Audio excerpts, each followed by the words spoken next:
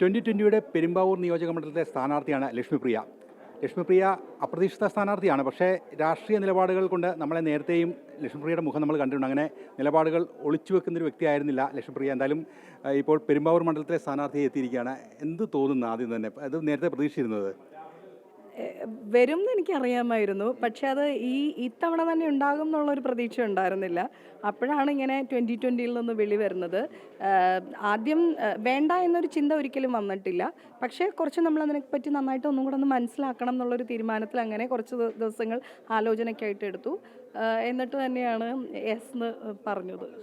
മോദിജി തേവര വന്നപ്പോഴൊക്കെ ഞാൻ ആ പരിസരത്തും വേദികളിലൊക്കെ കണ്ടിട്ടുണ്ട്. അപ്പം BJP വേദികളിലും പരിസരത്തും നിലപാടുകളൊക്കെ ആയിട്ട് കാണാനുണ്ട്. നിങ്ങൾ BJP സ്ഥാനാർത്ഥിയായിട്ട് വരുമെന്ന് പ്രതീക്ഷിച്ചപ്പോൾ ഘടകകക്ഷിയാണെന്ന് തന്നെ ഇന്ത്യയുടെ ഭാഗമായിട്ട് വരുന്നു. എത്രത്തോളം തോന്നുന്നു? പ്രത്യേകിച്ച് മോദിയുടെ നയങ്ങളുമായിട്ടൊക്കെ ബന്ധപ്പെട്ട് ഒരുപാട് കാര്യങ്ങൾ ജനങ്ങളോട് നേരത്തെ തന്നെ സംബന്ധിച്ചിട്ടുണ്ട്. എത്ര സന്തോഷകരമാണ് ഈ ഒരു സ്ഥാനാർത്ഥിത്വം? ഒരുപാട് സന്തോഷം. കാരണം എന്ന് വെച്ചാൽ മുൻപ് BJP എന്തൊക്കെയാണ് നരേന്ദ്രമോദി ചെയ്തുകൊണ്ടിരിക്കുന്നത്, അതായത് പല കേന്ദ്ര പദ്ധതികളും ഇവിടെ കേരളത്തിൻ്റെ പേരിലാണ് പോയിക്കൊണ്ടിരുന്നത്. അപ്പം ഇപ്പം എല്ലാവർക്കും ജനത്തിന് എല്ലാം തിരിച്ചറിയാനുള്ള ഒരു ഗ്രാഹ്യം വെച്ചിട്ടുണ്ട്. എല്ലാവർക്കും അത് കൃത്യമായിട്ട് മനസ്സിലാക്കുന്നുണ്ട്.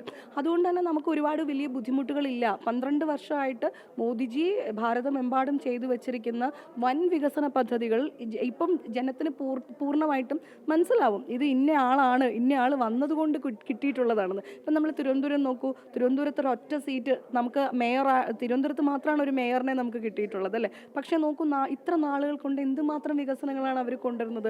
നമുക്കറിയായിരുന്നു ഇത്രയും നാളും എത്രയോ സർക്കാരുകൾ മാറി വന്നു, എത്രയോ മേയർമാർ വന്നു. അപ്പം നമ്മൾ മനസ്സിലാക്കിയിട്ടുണ്ടോ ഇത്ര പഞ്ചായത്തുകളിൽ ഇത്ര വീടുകളില്ല എന്ന് നമുക്കറിയുമായിരുന്നോ ഇതിനു മുമ്പ്? നമ്മൾ 20,000 വീടുകളാണ് തിരുവനന്തപുരത്ത് ഇല്ലാത്തത് എന്ന് നമുക്ക് എന്താ പറയുക, നമുക്കത് മനസ്സിലാക്കാനായിട്ട് പറ്റിയില്ലേ? അപ്പം അവരുടെ കാലാവധി കഴിയുമ്പോഴത്തേനും ഇത്ര വീടുകളാണ് ഉണ്ടാക്കി കൊടുക്കേണ്ടത് എന്ന് കറക്റ്റായിട്ടൊരു ടാർഗറ്റ് പോലും അവർ വെച്ചിട്ടുണ്ട്. ഒരു വർഷം ഇത്ര വീടുകൾ എന്നുള്ളൊരു ടാർഗറ്റ് പോലും വെച്ചിട്ടുണ്ട്. അതേപോലെയൊക്കെ എല്ലാവർക്കും സാധിക്കുമായിരുന്നില്ലേ? അപ്പോൾ തീർച്ചയായിട്ടും ആ ഒരു ആത്മവിശ്വാസം ഉണ്ട്. അതായത് കേരളത്തിലും NDA സർക്കാർ വന്നാൽ, BJP സർക്കാർ വന്നു കഴിഞ്ഞാൽ തീർച്ചയായിട്ടും ഇവിടുത്തെ ജനങ്ങൾക്കും ഒരുപാട് പദ്ധതികൾ, ഒരുപാട് വികസനങ്ങൾ, ഒരുപാട് നേട്ടങ്ങൾ ഉണ്ടാകുമെന്ന് ഇവിടുത്തെ ജനങ്ങൾക്ക് ബോധ്യപ്പെട്ടിട്ടുണ്ട്. ഡബിൾ എഞ്ചിൻ സർക്കാർ, അല്ലേ? സർക്കാർ, കറക്റ്റ്. അതെ, തീർച്ചയായിട്ടും. പെരുമ്പാവൂരെ സംബന്ധിച്ചിടത്തോളം പെരുമ്പാവൂർ വളരെ വ്യത്യസ്തമാർന്ന മണ്ഡലമാണ്. കുറച്ച് ഒരുപാട് ഇതര സംസ്ഥാന തൊഴിലാളികളുണ്ട്. വ്യത്യസ്തമാർന്ന ഭൂപ്രദേശമാണ്. നമ്മളും ഇനി പെരുമ്പാവൂരിനെ പഠിച്ചു തുടങ്ങണം. അപ്പോൾ എങ്ങനെയാണ് ഇനി പെരുമ്പാവൂരിൻ്റെ വികസന സ്വപ്നങ്ങൾ ഈ രാഷ്ട്രീയമായിട്ട് നമ്മൾ ഇറങ്ങിത്തിരിക്കുമ്പം എന്തൊക്കെയാണ് നമ്മുടെ ആ ഒരു മണ്ഡലത്തെ സംബന്ധിച്ച് എന്തൊക്കെയാണ് നമ്മുടെ രാഷ്ട്രീയ ചിന്തകൾ എന്തൊക്കെയാണ്? പെരുമ്പാവൂരത്തെ ഏറ്റവും വലിയൊരു പ്രശ്നമായിട്ട് പെരുമ്പാവൂരത്തെ ഒരു പ്രശ്നം എന്താ പറയുക, കേരളത്തിലൊരു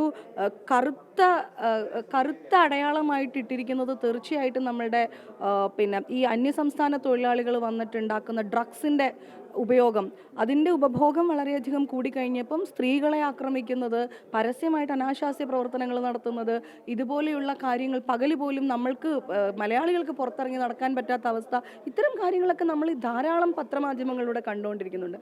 അപ്പം ആദ്യം തന്നെ നമ്മൾ അതിന് തന്നെയായിരിക്കും തടയിടേണ്ടി വരുന്നതെന്നാണ് ഞാൻ മനസ്സിലാക്കുന്നത്. അപ്പം അത് തന്നെ എന്നെ ആശ്ചര്യപ്പെടുത്തുന്നു, അത്ഭുതപ്പെടുത്തുന്നു ഒക്കെയുണ്ട്. ഇത്രയധികം ക്രൈംസ് ഇവിടെ നടന്നിട്ടും ഇവിടെ മുൻപ് ഉണ്ടായിരുന്ന MLA ആരും, ഒരാളെന്ന് ഞാൻ പറയുന്നില്ല, ആരൊക്കെ ആയിരുന്നു അവരാരും തന്നെ അതിനൊന്നും വേണ്ടിയിട്ട് ഒരു ചെറുവിരൽ പോലും അനക്കിയിട്ടില്ല എന്നുള്ളത് എന്നെ വളരെയധികം അത്ഭുതപ്പെടുത്തുകയും നിരാശപ്പെടുത്തുകയും ചെയ്യുന്ന ഒരു കാര്യമാണ്. നാളെ തൊട്ട് പ്രചരണ മേഖലയിലേക്ക് ഇറങ്ങുകയായിരിക്കുമല്ലോ പ്രധാനമായിട്ട്? നാളെ തൊട്ടല്ല, അതെ, ഇന്ന് തൊട്ട് പ്രചരണം തുടങ്ങി. അതാണ് നമ്മളിവിടെ കണ്ടുകൊണ്ടിരിക്കുന്നത്. തീർച്ചയായും ലക്ഷ്മിപ്രിയ ഈ സംഘടനാ മേഖലയിൽ അകന്നു നിൽക്കുകയില്ല. അമ്മയുടെ വൈസ് പ്രസിഡന്റ് എന്ന നിലയിലേക്ക് സജീവമായി ഈ പ്രവർത്തന മേഖലയിലൊക്കെ ഉണ്ട്. അപ്പോൾ എത്രത്തോളം നേരത്തെ ഇങ്ങനൊരു പശ്ചാത്തലം ഉണ്ടാകുന്നു? പ്രത്യേകിച്ച് പഠനം നടത്തിക്കൊണ്ടിരിക്കുമ്പോൾ അല്ലെങ്കിൽ കോളേജിലൊക്കെ പഠിച്ചുകൊണ്ടിരിക്കുമ്പോൾ തന്നെ ഇത്തരം കാര്യങ്ങളിലൊക്കെ വ്യാപൃതയായിരുന്നു? സ്കൂളിൽ പഠിച്ചുകൊണ്ടിരിക്കുന്ന സമയത്ത് സ്റ്റേജ് ഫിയർ എന്ന് പറയുന്നതില്ല. കാരണം എന്ന് വെച്ചാൽ ധാരാളം സ്റ്റേജിൽ കയറി പഴക്കമുണ്ട്, പ്രസംഗിച്ച് നല്ല ശീലമുണ്ട്, പ്രസംഗ മത്സരത്തിന് സമ്മാനങ്ങൾ നേടിയിട്ടുണ്ട്, കലാതിലകമായിരുന്നു, ഡാൻസ്, പാട്ട് ഇങ്ങനെയൊക്കെ ഉണ്ടായിരുന്നു. എന്നതിൽ കവിഞ്ഞാൽ എന്താ പറയുക, പിന്നെ ദിനാഘോഷങ്ങളൊക്കെ വരുമ്പോൾ ഏറ്റവും മുന്നിൽ മുദ്രാവാക്യം വിളിച്ച് ബാനറും പിടിച്ച് പോയി. അപ്പം ആ ഒരു എന്താ പറയുക, രാജ്യസ്നേഹം എന്ന് പറയുന്ന ആ കുട്ടിക്കാലം മുതലേ ആ രക്തത്തിൽ ഉറഞ്ഞതങ്ങനെ വന്നിട്ടുണ്ടെന്നാണ് എൻ്റെ വിശ്വാസം. അപ്പോൾ എപ്പോഴും ദേശഭക്തി ഗാനം കേട്ടാൽ ഭാരതം എന്ന 3 അക്ഷരം വായിക്കുമ്പോൾ തന്നെ കണ്ണു നിറയുന്ന ഒരു വ്യക്തിയാണ് ഞാൻ. അത്രത്തോളം എൻ്റെ രാജ്യത്തോട്, എൻ്റെ രാഷ്ട്രത്തോട് അത്രയധികം സ്നേഹം എനിക്കുള്ള വ്യക്തിയാണ് എന്നതൊഴിച്ചാൽ BJPയുടെ പ്രചരണത്തിനും കാര്യങ്ങൾക്കൊക്കെ പോകുന്നു എന്നല്ലാണ്ട് ആദ്യമായിട്ടൊരു സംഘാടകത്വ രീതിയിലേക്ക് ഞാൻ വന്നത് അമ്മയുടെ വൈസ് പ്രസിഡന്റ് സ്ഥാനത്തേക്കാണ്. അല്ലാതെ ഒന്നും തന്നെ മുന്നിൽ നിന്ന് നയിച്ച ശീലമില്ല എനിക്ക്. സഹപ്രവർത്തകരെയൊക്കെ വിവരം അറിയിച്ചോ ഈ കാര്യങ്ങളൊക്കെ? ആരെയും അറിയിച്ചിട്ടില്ല. എല്ലാവരും ഇപ്പം പ്രസ് മീറ്റ് നടന്നിട്ട് അതിലൂടെയാണ് എല്ലാവരും അറിയുന്നത്. എന്തായാലും വളരെ ഈ 2020 ഇന്നത്തെ സ്ഥാനാർത്ഥി പ്രഖ്യാപനം തന്നെ നിങ്ങൾ 3 വനിതകൾ, വനിതാ ശാക്തീകരണം കൂടി ആണ് വിളിച്ചു പറയുന്നത്. ശാക്തീകരണം തീർച്ചയായിട്ടും. അപ്പം അത്തരത്തിലുള്ള സ്വപ്നങ്ങളൊക്കെ തന്നെ പ്രത്യേകിച്ച് വനിതകൾക്ക് കൂടി കൂടുതൽ സമൂഹത്തിലെ വിവിധ തുറകളിലേക്ക് വരാനുള്ളൊരു കാര്യം കൂടി ആയിരിക്കും ഇനിയിപ്പം സ്വപ്നങ്ങൾ ഉണ്ടാവുമല്ലേ? തീർച്ചയായിട്ടും. സ്ത്രീകളെ ഏത് മേഖലയിലാണ് മാറ്റി നിർത്തേണ്ടത്? എല്ലാ മേഖലകളിലും സ്ത്രീകൾ പ്രാവീണ്യം തെളിയിച്ചിട്ടുള്ളവരാണ്. ഇനിയും അവർക്ക് മുന്നോട്ട് വരാനായിട്ടുള്ള അവരുടെ ലക്ഷ്യത്തിലേക്ക്, അവരുടെ സ്വപ്നങ്ങളിലേക്ക് പോകാനുള്ള പ്രാപ്തി തീർച്ചയായിട്ടും NDA ഉണ്ടാക്കി കൊടുക്കും. തീർച്ചയായും പെരുമ്പാവൂരിൽ എല്ലാ വിജയ ആശംസകളും ഈ ഘട്ടത്തിൽ ലക്ഷ്മിപ്രിയയ്ക്ക് നേരുകയാണ്. എല്ലാവിധ ആശംസകളും. Thank you.